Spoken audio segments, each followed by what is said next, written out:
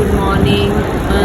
रात को यहाँ पर लेट पहुँचे थे तो ना मैं आपको अपना रूम और ना मैं आपको यहाँ का अपना गुरुद्वारे का व्यू दिखा पाई थी। तो आप अपना यहाँ का व्यू देख सकते हो, बहुत अच्छा है।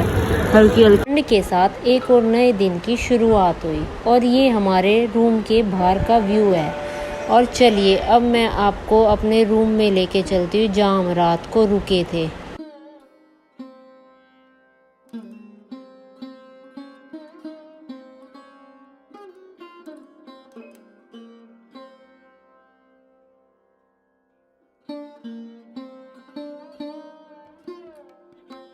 वहीं गुरुद्वारे की बैक साइड पर नदी और पहाड़ों का कितना सुंदर व्यू दिखता है, जो गाइस आप भी देखिए कि कितना सुंदर है।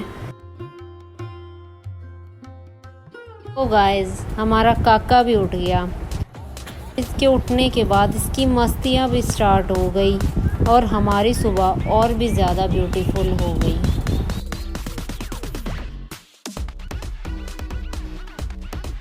सुबह के 6 बजे हैं और अब हम गुरुद्वारे से अपना सामान गाड़ी में वापसी सेट करके अपनी मंजिल की तरफ निकलने की तैयारी करते हैं।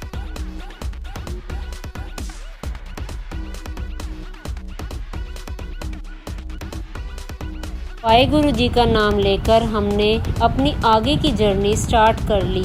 पहाड़ों और नदियों के सुंदर नज़ारों और स्मूथ रोड के साथ हम अपनी मंजिल की तरफ बढ़ते रहे। अभी गोविंद घाट पहुंचने में हमें 3 घंटे का समय और लगना था, जहां से हमारी हेमकुंड साहिब यात्रा स्टार्ट होनी थी। हमने सुबह ही गुरुद्वारे से ब्रेकफास्ट कर लिया था ताकि हम नॉन स्टॉप बिना रुके 9 साढ़े 9 बजे तक गोविंद घाट पहुंच जाएं। रास्ता बहुत ही लंबा था, हम सबको फिर से भूख लग गई तो हमने सोचा कि जो हम अपने साथ छोटा सिलेंडर और बर्तन लाए हैं उसमें क्यों ना हम सबके लिए मैगी बनाएं और खाएं।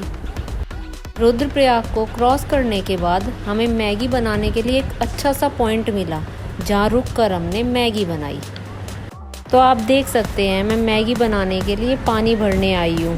तो चलो गाइस मैगी बनाते हैं, सबको खिलाते हैं और खाते हैं।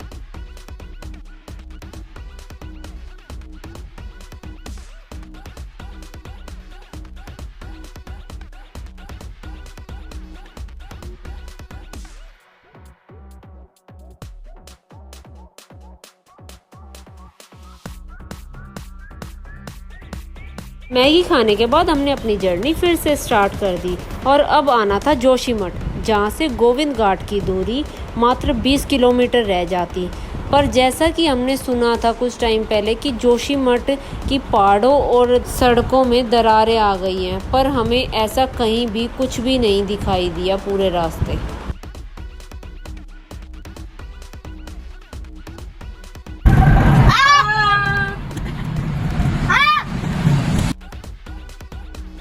हमारी गाड़ी बिल्कुल स्मूथ तरीके से चलते हुए विष्णुप्रयाग पहुंच गई, जहां हमने कुछ फोटोज क्लिक कराई। ये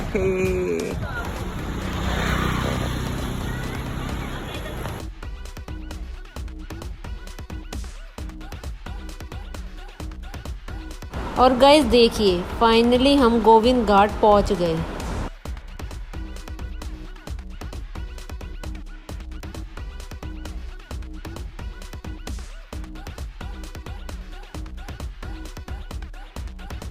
हम पुराने रास्ते से जा रहे थे पर पुलिस वाले ने हमें पुराने रास्ते से जाने नहीं दिया क्योंकि गोविंद घाट गुरुद्वारे जाने का नया रास्ता बन गया है। तो गाइज इस रास्ते से गाड़ी उतारनी बहुत ही ज़्यादा डिफ़िकल्ट थी। उतराई इतनी ज़्यादा टेपर थी कि हमने डरते डरते गाड़ी नीचे उतारी और फाइनली हम पार्किंग एरिया में पहुंच गए। गाड़ी पार्किंग एरिया में लगाने के बाद हमारे पास ज़्यादा टाइम नहीं था, क्योंकि हमें पहुंचते पहुंचते 1:30 बज गया था और लास्ट 2 बजे तक ही आगे जाने दिया जाता। हम सब फटाफट रेडी होकर मत्था टेक कर निकल गए।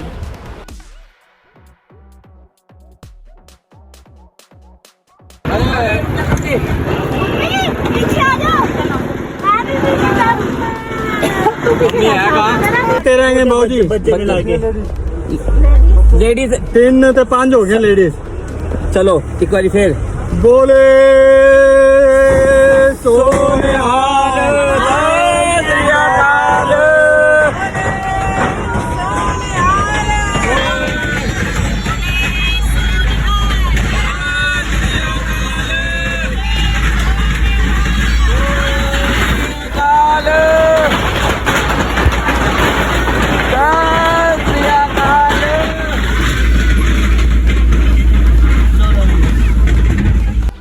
गाइस, गोविंद घाट से गोविंद धाम तक 13 किलोमीटर का ट्रैक है, जिसमें से 4 किलोमीटर हमें ये जीप छोड़ देती है।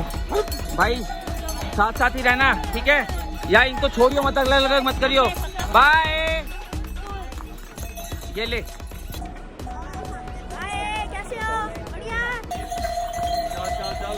तो गाइस, अब हम अपनी यात्रा स्टार्ट करते हैं। आगे का ट्रैक आप पर है कि आप कैसे करते हैं, पैदल करते हैं या घोड़े पर करते हैं। हमने तो घोड़ा किया था, जिसका गवर्नमेंट किराया 2000 पर पर्सन था।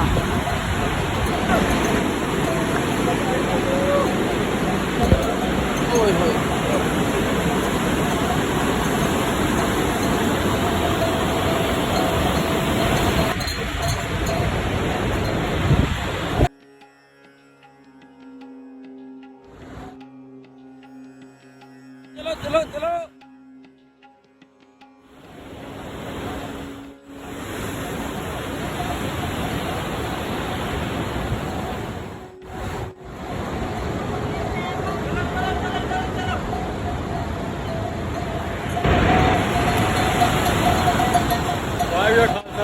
वाहिगुरू जी की फतेह।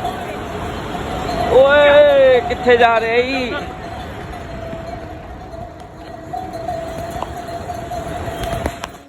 ओ घर वाले मिल गए ने।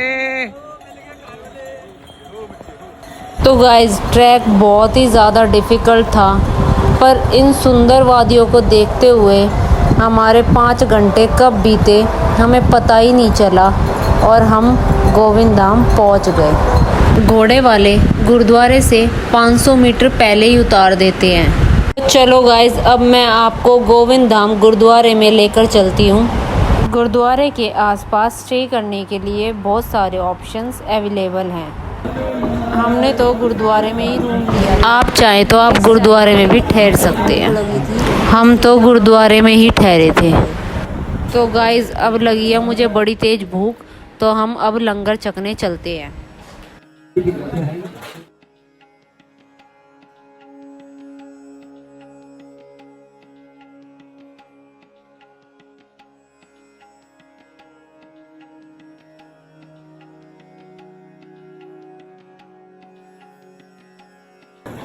तो गाइस, ये कुछ गुरुद्वारे के बाहर का व्यू है। इस टाइम हम इतने थक चुके थे कि कुछ देर बाहर घूमने के बाद हम सोने चले गए। मैं आपको दिखाती हूँ कि गुरुद्वारे वालों ने कितनी अच्छी व्यवस्था की हुई थी हमारे सबके ठहरने की।